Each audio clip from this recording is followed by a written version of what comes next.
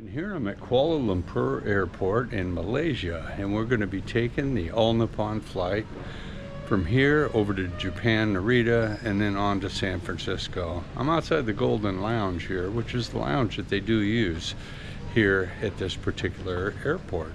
So what I want to do is give you a review of the flight, and also I want to give you a quick tour of the lounge here also, so you can see what that looks like. I'll tell you this, give yourself plenty of time because the lounge is somewhat difficult to find, and the satellite gates are pretty far from the main terminal. So just something that you should be aware of when you're flying on All-Nippon out of Kuala Lumpur. So let's go have a look at it now and see what you think. I have to say I was genuinely taken aback by the beauty of this lounge. The moment you step inside, the bar greets you over on your left. Well, it would greet you, but it's a little early in the morning for it, I guess. Anyway, even the bartenders need their coffee first, so they probably opened up later on. The lounge itself is absolutely massive. You're met with multiple food stations, each offering something different. So finding something that suits your taste isn't just easy, it's inevitable. Despite how busy it was during our visit, seating was never an issue. The layout is thoroughly designed and the chairs are comfortable enough that you might forget you're in an airport. A big plus, every seat has its own power outlet, so your devices stay fully charged and ready to go. There are plenty of restrooms, no long lines, and if you're feeling worn down from travel, they even have showers for you to freshen up. All in all, the lounge was a genuinely pleasant experience and a great place to relax while waiting for your flight.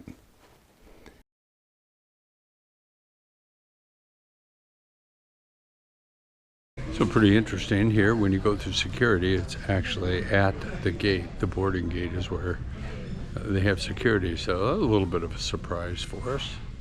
The separate waiting area is actually quite nice, quite calm and blissfully removed from the chaos of the main terminal. There's plenty of seating so you can settle comfortably until it's time for your group to be called. Eventually our turn came and we began the great migration towards the aircraft.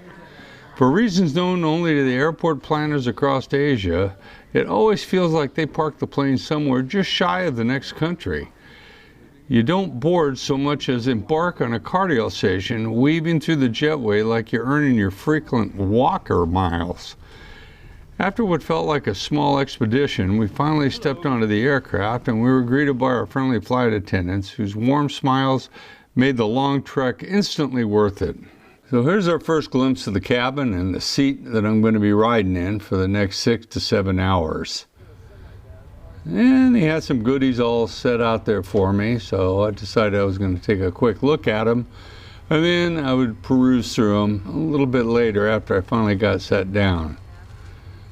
The seat initially looked like it was going to be quite comfortable, and there was our friendly flight attendant coming by wanting to get our meal orders and drink orders and things of that nature. That was some nice quick service to start out with. Pat, hi. Okay, thank you very much. And we're riding in a 787. Not sure what the rest of it is.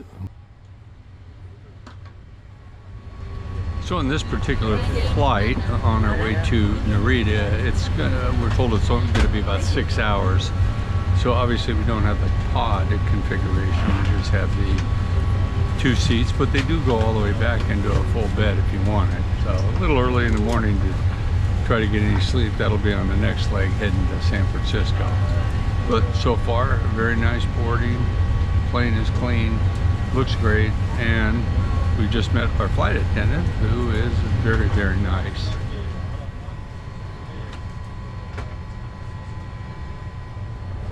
So let's see what kind of gifts we have here.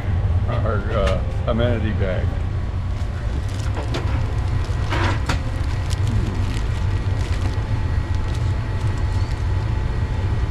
Now we got an eye mask, some other kind of mask. Oh, face mask. Toothbrush,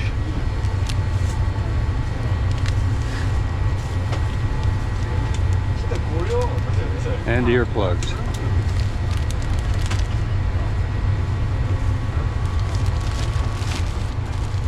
Yeah, we got slippers here, not that I need them.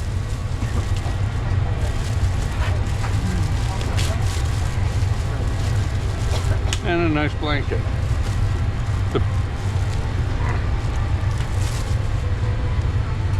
A memory foam pillow, at least that's what it feels like. Very nice.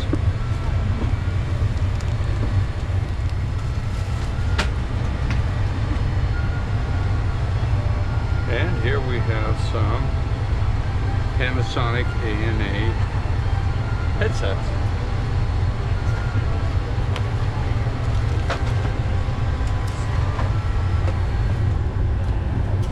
So as you can see here, you definitely don't get a full lie-down flat bed. That's all right. That's where your headset goes in. And there you got power. And there you got USB.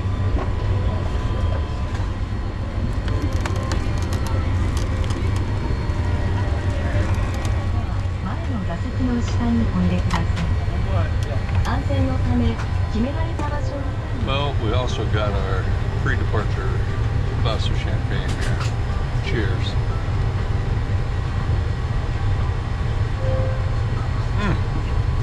Excellent year. So here's our menu for our drinks and for the dinner that we're going to be served. Dinner or lunch, not really sure. One thing I noticed is they really were pouring some very, very good wines and some high-end spirits that they had on this particular flight. So it looks like they didn't spare any expense when it came to the drinks and also with the meal.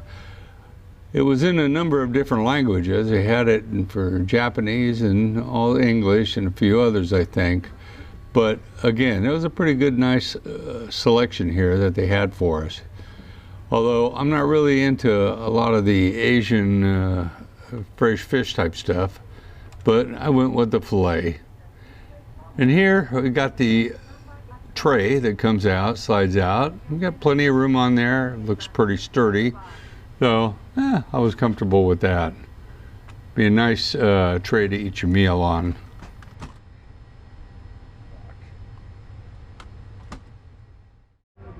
Next, we finally started our back taxi away from the terminal, and we were right on time. And that was good to know because we did have a connecting flight in Narita that we were going to be trying to catch, and there wasn't a whole lot of room in between. I decided to speed this up for you a little bit just so you could get a good look at the airport and not get bored to death watching us taxi.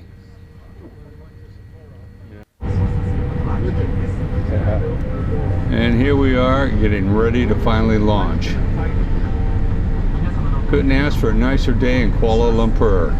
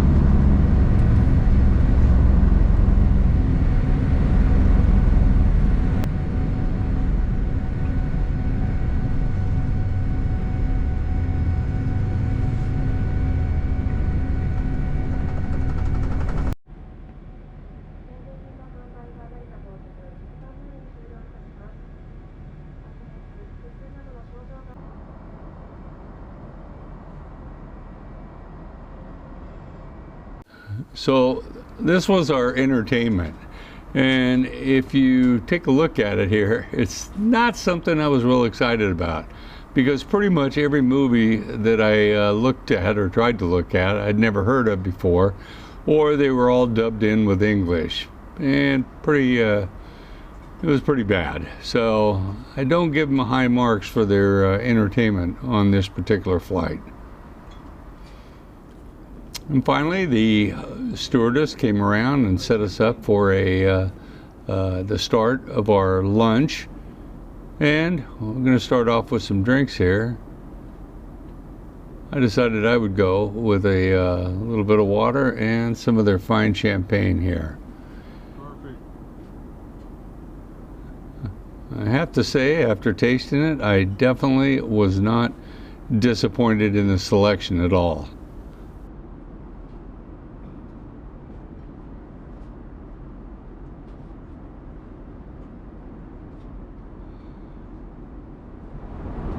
Now it looks like our lunch service is about to begin.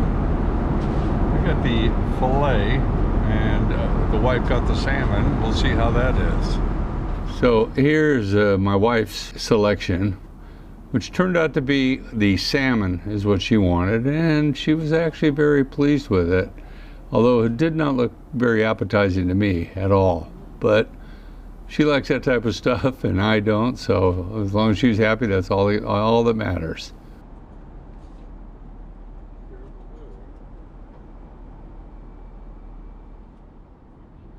And here was my order. I ordered the filet, which I figured you can't go wrong with it.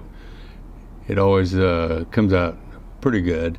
Although they had some raw tuna on there, which I definitely had no desire to have this time of the morning. But some people absolutely do. They do love that, so I'm just not one of them. But I have to say the piece of meat that they gave me was pretty good size, and it was definitely very, very filling. So with that and a little glass of red wine, it was a pleasant surprise. It's a toilet up front, very nice. We've got some headroom here, so nice and clean too. And here's the full look at the cabin. Everybody sitting seemed to be enjoying themselves. So wasn't time to go to sleep yet, but now it was. I decided to kick back in this chair and see, and that's when I realized not only did it not go into a full bed, it turned into about the most uncomfortable bed that you could ever be in. If you take a look down at my feet, you can see I'm kind of crammed in there like a human pretzel, literally. How they designed this, I don't know, but there's definitely one giant bump here in the middle. And you definitely cannot stretch out and get comfortable. There's no way, no how. So, anyways, the flight progressed on. I roamed around looking for a little bit of a snack. They have these things all set out for you, mixed nuts, cookies, all kinds of stuff that's really no good for you. But I decided I'd try it because I was a little bit bored. And so here was the second meal of the flight. It was some type of a soup. And I will say, it was absolutely outstanding. A creamy thing with noodles in it. It was definitely worth the wait. So they did a real good job on that one. So in closing, overall, I'd like to say the flight on ANA was good, with a couple of exceptions that definitely stood out.